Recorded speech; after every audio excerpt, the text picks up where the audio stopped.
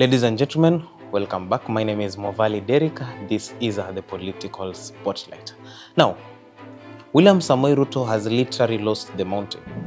And this came with him impeaching Rigathi Gachagua because Rigathi Gachagua became a voice for the mountain. And the grounds of him impeaching Rigathi Gachagua was because Rigathi Gachagua was fighting for the people of the mountain. But the question is, who does not love someone who fights for them? Because even in a relationship, if your girlfriend fights for you, you are really proud of her. If your boyfriend fights for you, you are really proud of him. So the fact that Rigathi was fighting for the people of the mountain made him to be loved by the people of the mountain. And William Samoei Ruto impeaching Rigathi Gachagua was a slap to the face of the people of the mountain. In 2022, it was courtesy of Rigathi Gachagua that William Samoei Ruto got so many votes from the mountain. If you check the appointment of the deputy president that time, Rigathi Gachagua was the only person who could face Uhuru Kenyatta. Kindiki is very weak. He cannot speak. So he could not face the force or the voice of Uhuru Kenyatta in the mountain. And we could see the impact of Rigathi Gachagua in the mountain that time. He managed to convince the mountain to vote solemnly in one voice to William Samoei Ruto. Then he was impeached. A few days ago, I saw that Maina Njenga's case has been overthrown by the court.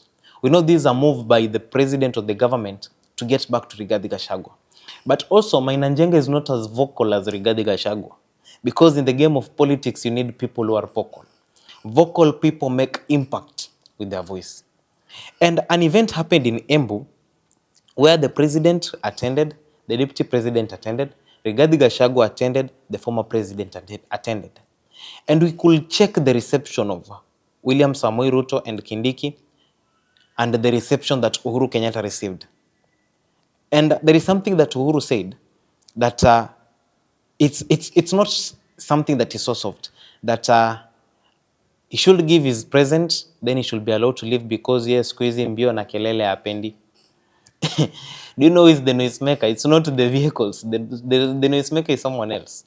And from that reception, you could see, you could feel the impact of Uhuru Kenyatta in the mountain. Rigathi Gachagua said that the only kingpin of the mountain is Uhuru Kenyatta and not him.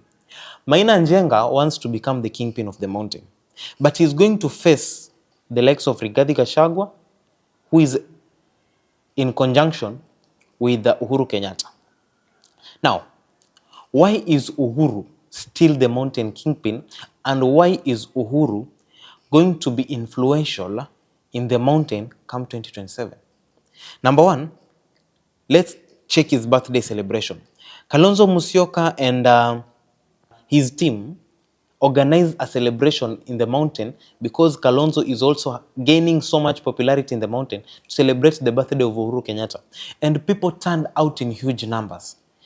I'm very sure that turnout shook the government of the President Ruto in a way because they did not expect such a turnout for Kalonzo Musyoka. So, the birthday celebration, people coming out to celebrate Uhuru Kenyatta, proves that Uhuru Kenyatta is still the kingpin of the mountain. Rigathi Gachagua endorsing Uhuru Kenyatta as the mountain kingpin proves that he is still the kingpin of the mountain. His Embu reception is another thing, is another factor that places Uhuru Kenyatta as the kingpin of the mountain. The way this man was received, even during the time he was leaving that place, people escorted Uhuru Kenyatta to the vehicle. People did not applaud the president, neither did they applaud the deputy president, but they applauded Uhuru Kenyatta. This is because whatever William Samoei Ruto did to Rigathi Gachagua, even if William Samoei Ruto would have selected Anne Waiguru is not yet influential in the mountain in the same way that Rigathi and Uhuru are influential in the mountain. So it's still Uhuru Kenyatta calling the shots in the mountain. And it is going to be Uhuru Kenyatta who will call the shots in the mountain come 2027. Now, if you check Uhuru Kenyatta's position in the mountain, he is the one who convinced Kalonzo Musyoka. He might be the one behind Kalonzo's so much uprising currently.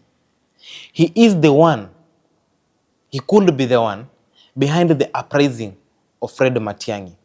Because right now, you need to make the current government divide its forces. Rise here, Fred Matiang'i, make Kalonzo rise here. They'll divide their forces on whom to attack. A divided force is a weak force. Once the force is divided, unite these two. Once you unite these two, by the time the other side thinks of uniting, it will be very late for them to counter the forces of these two. So, President Uhuru Kenyatta could be the one bringing up Matiang'i, at the same time bringing Kalonzo, because in 2022, he was the one who convinced Kalonzo Musyoka to join forces with Raila Odinga. And he even assured Kalonzo Musyoka that in 2027, they will support him. The last thing that should be worrying people a lot is Uhuru Kenyatta's silence. Uhuru Kenyatta is a one-word man. Even when he was in Embu, he said, listen to the people as a leader and the people will listen to you. That was the only thing that this man said, apart from the other part of the speech of congratulating the bishop. But now, when it comes to the political happenings, Uhuru is silent. Adani Group, he has not commented. The broad-based government, he has not commented. Fred Matiang'i arising, he has not commented. Kalonzo Musyoka, he has not commented. Rigathi Gachagwa's impeachment, he has not commented. The silence of Uhuru Kenyatta can be a very dangerous tool because you don't know what he is planning. There is one thing that Uhuru said in 2022, that he will not live to see the country go into the hands of dogs. That is what he said, I quote. And even when he gave power, he did not fully support that he's letting the country go to the hands, that the country is not safe. So he is still in play to generate plans on how they can take out of power the current government. You know, Uhuru Kenyatta right now has positioned himself the way the wise man, those who watch wrestling know someone called the wise man, is Paul Heyman. A man who just disappears and then comes up with a strategy.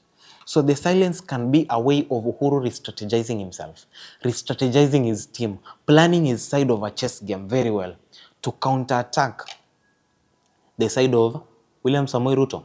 You even don't know, Uhuru Kenyatta might be the one who told Raila, chukua hii handshake, form broad-based government, tujieke pale, tunaweza take this man down easily that way. If you want to defeat someone, pose as a friend, act as a spy. That is what Raila Odinga has done.